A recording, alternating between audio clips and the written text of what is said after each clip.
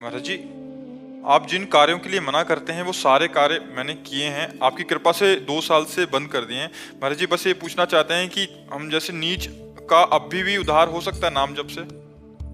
बिल्कुल बिल्कुल। अब लो नशानी अब ना नशे हो। यदि हम अंदर से सोच लें कि अब तो जैसे आपने कहा 2 वर्ष से आपने छोड़ दिया, अब नाम जप करें तो नाम जप के प्रभाव से पूर्व सारे पाप नष्ट हो जाते हैं। पर अगर हम पुनरावृत्ति करेंगे तो फिर ठीक नहीं रहेगा। अब लो नशानी अब ना नशे हो, आज तक किया अब नहीं करेंगे, ये बहुत उत्तम बात है। भगवान क्षमा कर देंगे। अहम तो हम सर्व पापेभ्यो मोक्षयिष्यामि मा शुचा, मैं तुम्हें समस्त पापों से मुक्त कर पवित्र कर दूंगा, भगवान कह रहे हैं। अब भगवान की शरण में हो जाओ और नाम जप करो और अच्छे आचरण करो।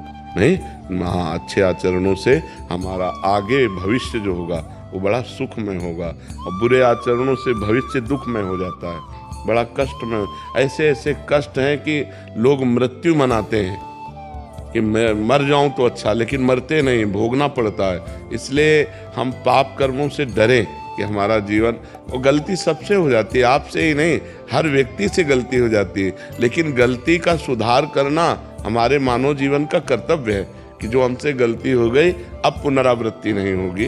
अब लो नशानी अब ना नशे हो।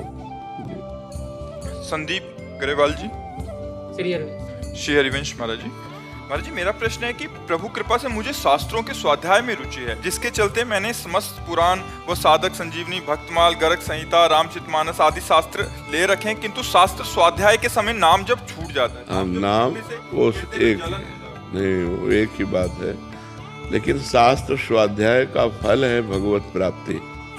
वो अपने आप में पूर्ण पवित्रता हृदय को प्रदान करता है शास्त्र स्वाध्याय। तो उसको एकाग्रता पूर्वक कीजिए तो उसमें भगवान का यश है, भगवान की महिमा है, भगवत प्राप्ति का सिद्धांत है। इसलिए उस समय नाम जप छूट जाना एकाग्रता के कारण स्वाभाविक है, पर वो भी नाम जप के समान ही है।